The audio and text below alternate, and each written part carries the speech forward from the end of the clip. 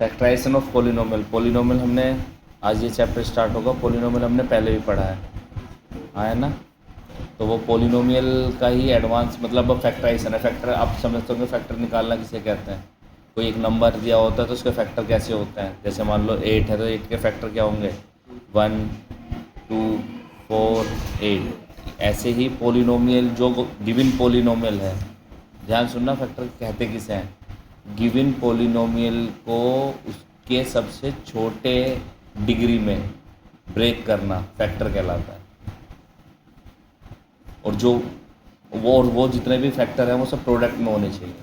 मतलब पोलिनोमियल को प्रोडक्ट की फॉर्म में लाना। समझ में आ रही है बात, नहीं आ रही है, उन्हें फैक्टर कहते हैं।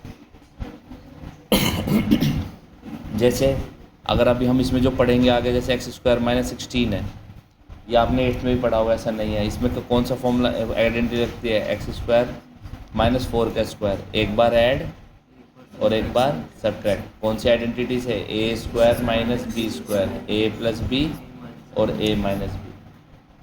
तो देखो ये पोलिनोमियल था 2 डिग्री का, इसे ये भी पोलिनोमियल अपने आप में प्रोडक्ट में है और इससे कम डिग्री के हैं। ये वाली टर्म या एक तरह से कहें ये वाला फैक्टर इससे कम, इसकी ये 2 डिग्री का पोलिनोमियल है और ये कितने डिग्री का है, 1 डिग्री का। तो इसे कहते हैं क्या, फैक्टराइजेशन करना। इसके तरीके बहुत हैं, जैसे जैसे चैप्टर में बढ़ते जाएंगे वैसे वैसी आइडेंटिटीज लगती जाएंगी, वैसी वैसी फैक्टर करने के तरीके बढ़ते जाएंगे, हाँ है ना। पहले आपकी बुक में जो फैक्टर है वो सिंपल फैक्टर है, जैसे कॉमन लेने से भी फैक्टर हो जाते हैं। जैसे क्वेश्चन लिखा हुआ है आपका 5a² - 20ab, इसमें भी कोई आइडेंटिटी नहीं लगेगी, इसमें तो बेसिक फैक्टर होने हैं। कैसे, जो चीज़ कॉमन आ रही है उसे कॉमन ले लें। जैसे इन दोनों में क्या कॉमन आ रहा है, 5 कॉमन आ रहा है, 5 ले लें। a भी दोनों टर्म से कॉमन आ रहा है तो a कॉमन ले लें। अंदर क्या बचेगा, a - 4b। तो ये इस वाले पोलिनोमियल को 2 टर्म्स के उसमें लिखा है जिसमें कि प्रोडक्ट में है, टर्म्स ना कह के प्रोडक्ट में लिखी गई है ये, हाँ है ना। दैट इज़ 5a और ये a - 4b, ये हो गए फैक्टर्स। तो ये सिंपल तरीके हैं। जैसे दूसरा क्वेश्चन दिया हुआ है आपको 5a b + c - 7b b + c। इस वाली टर्म में b + c है, इस वाली टर्म में भी b + c है, ये दोनों ही ब्रैकेट बाहर आ सकते हैं, b + c दोनों से कॉमन आ सकता है ना b + c। तो यहाँ से क्या बचा, 5a और -7b। तो फैक्टर का मतलब होता है किसी भी पोलिनोमियल को प्रोडक्ट की फॉर्म में लिखना, प्रोडक्ट ऑफ टर्म्स की फॉर्म में लिखना। ये 2 टर्म है, दोनों प्रोडक्ट की फॉर्म में है, जबकि यहाँ जो 2 टर्म्स थी ये माइनस, मतलब बीच में माइनस था, यहाँ प्रोडक्ट है, इसी को फैक्टर कहते हैं। अभी हम सबसे इजी वे पढ़ रहे हैं, दैट इज़ कॉमन लेना, कॉमन लेके फैक्टर की फॉर्म में लेके जाना। ये जैसे दूसरा क्वेश्चन है x - y³ + 3x² y और x - y। अगर अब आपको दिख रहा हो इसमें क्या क्या, इन 2 टर्म्स में क्या कॉमन आ सकता है। एक तो देखो यहाँ x आ सकता है क्योंकि यहाँ भी एक x बाहर आ गया। यहाँ x - y की 3 पावर है, यहाँ x - y की 1 पावर है, तो 1 पावर बाहर जाएगी, जो छोटा होता है वो कॉमन आता है, हाँ है ना। तो यहाँ x - y कॉमन आ जाएगा। यहाँ से क्या बचेगा, x तो ऑलरेडी जा चुका है, यहाँ कुछ उसका, यहाँ क्या बचेगा, 3 में से 1 पावर बाहर चलेगी तो कितनी पावर बचेंगी, 2 पावर बचेंगी। x - y का होल स्क्वायर, ये प्लस का साइन, इसमें 3 बचा, 2 पावर थी x की, 1 बाहर चलेगी, 1 x बचा, y कहीं गया नहीं है, y बचा और ये पूरा x - y बाहर चला गया। ये हम इसे थोड़ा और सिंप्लीफाई कर सकते हैं। अभी a - b का होल स्क्वायर हमें पता होता है, आइडेंटिटी a² - 2ab + b²। तो उस आइडेंटिटी से हम अंदर अभी और थोड़ा सिंप्लीफाई कर सकते हैं। तो a² - 2ab + b² + 3xy। तो x - y, ये सुन लो, और यहाँ से क्या आएगा आपका x² - 2xy में से +3xy, तो प्लस का xy और प्लस, देखो इसमें ये एक है, ये एक है, पर तीनों प्रोडक्ट में है। हम कह सकते हैं पूरा पोलिनोमियल एक ही टर्म है, पूरा पोलिनोमियल एक ही टर्म है, जबकि यहाँ 2 टर्म्स थी। तो इसी को फैक्टर करना कहते हैं, ये सुन लो। दूसरा होता है factorisation bye grouping.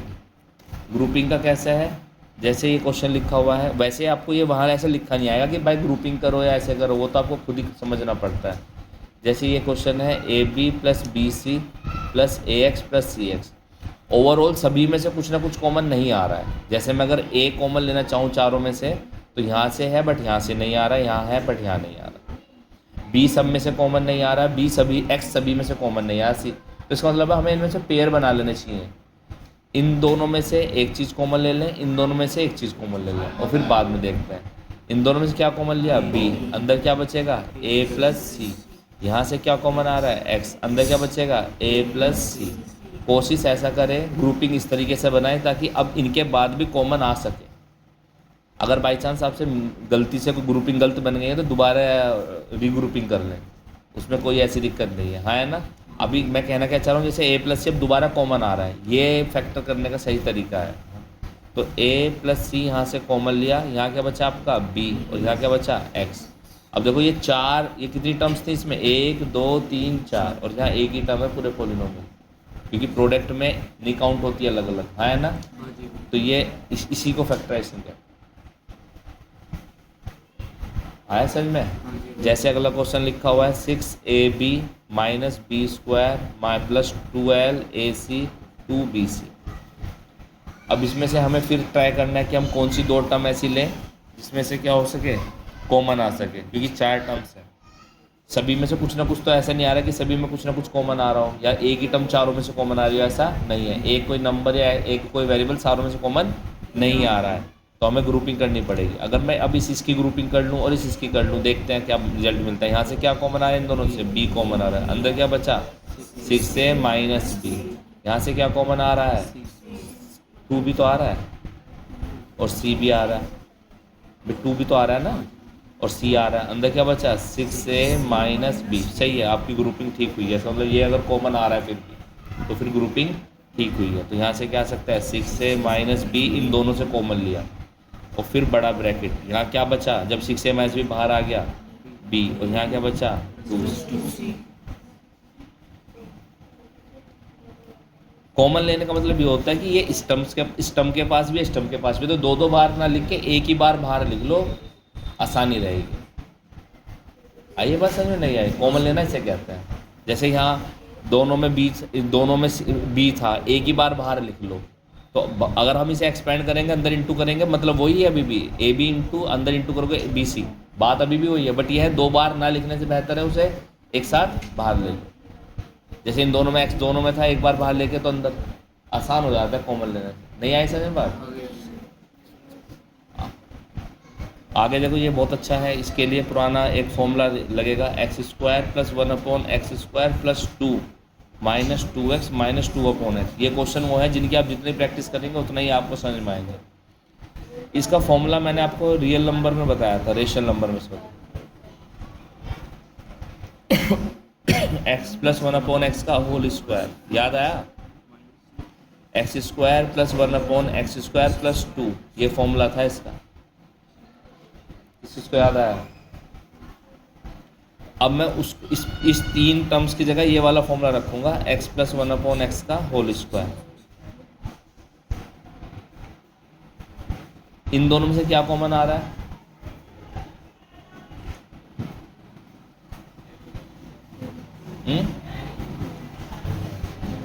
Two common आ रहा है, x नहीं आने का, क्योंकि x अगर ऊपर होता तो न्यूमरेटर का, ये तो डिनोमिनेटर का x है, यहाँ डिनोमिनेटर में होता है तो कॉमन आ जाता, यहाँ न्यूमरेटर में है और यहाँ डिनोमिनेटर में है, तो खाली ऊपर से 2 कॉमन आ रहा है, दोनों में माइनस भी है, तो हम -2 कॉमन लेंगे।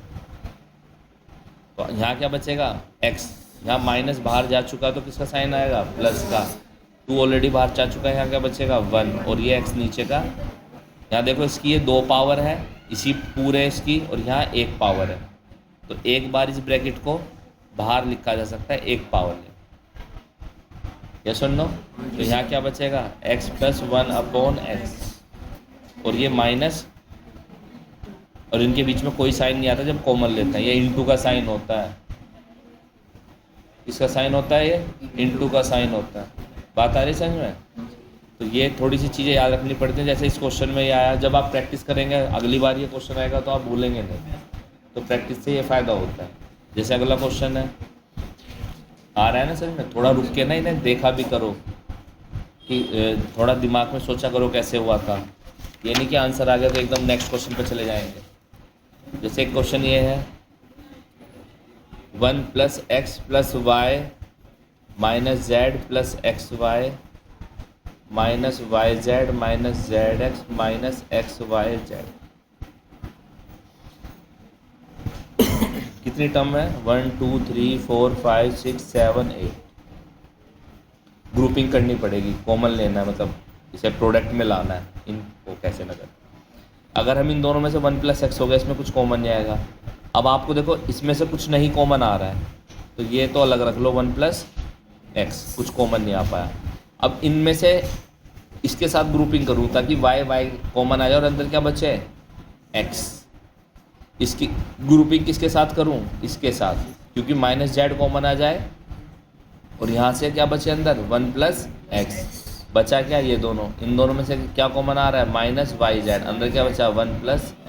देखो 1 + x 1 + x 1 + x 1 + x सभी में से कॉमन आ गया, तो 1 + x बाहर ले लेते हैं। यहाँ क्या बचेगा? पूरा 1, यहाँ बचेगा y, यहाँ बचेगा z और यहाँ बचेगा yz। इनकी फिर फैक्टर हो सकता है अंदर वालों के। कैसे? 1 + x, इसमें से 1 + y ऐसे कुछ नहीं आ रहा, पर इसमें से -z कॉमन आ रहा है। आ रहा है कि नहीं आ रहा है? तो ये क्या हो जाएगा? 1 + y 1 + x। इन दोनों में से क्या कॉमन आ रहा है? 1 + y। यहाँ कुछ नहीं आता जब कॉमन आता है, तो यहाँ से क्या बचा? 1 और यहाँ से क्या बचा? -z। तो ये क्वेश्चन आपका 1 + x 1 + y और 1 - z। और अगर आप इन तीनों की इंटू करोगे तो यही वाली टर्म मिल जाएगी आपको।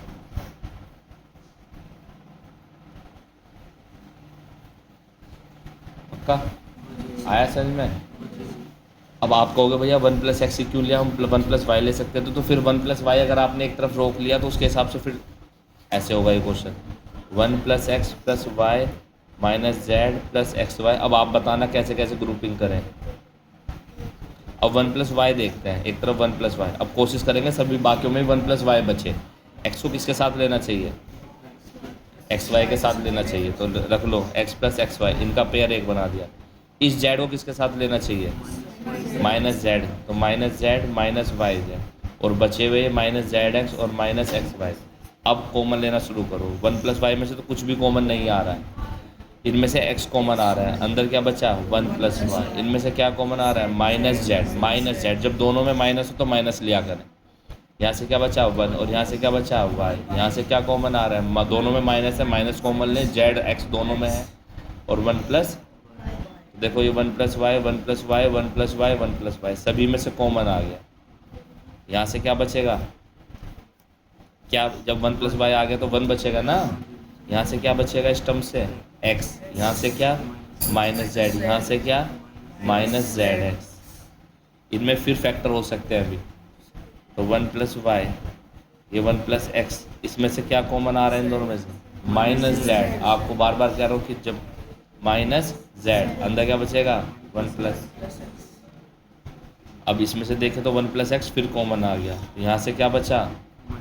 1 और यहाँ से क्या बचा? -z। देखो वही लिखा हुआ है 1 + y 1 + x और 1 - z। तो ऐसा नहीं है कि आप इसे थोड़ा सा आपको याद रखना पड़ेगा, नहीं, जैसे वहाँ बैठ के जैसे दिमाग लग जाए। फैक्टर करने के काफ़ी तरीके होते हैं, वैसे ही करें। तो दिक्कत पक्की बात आया समझ में?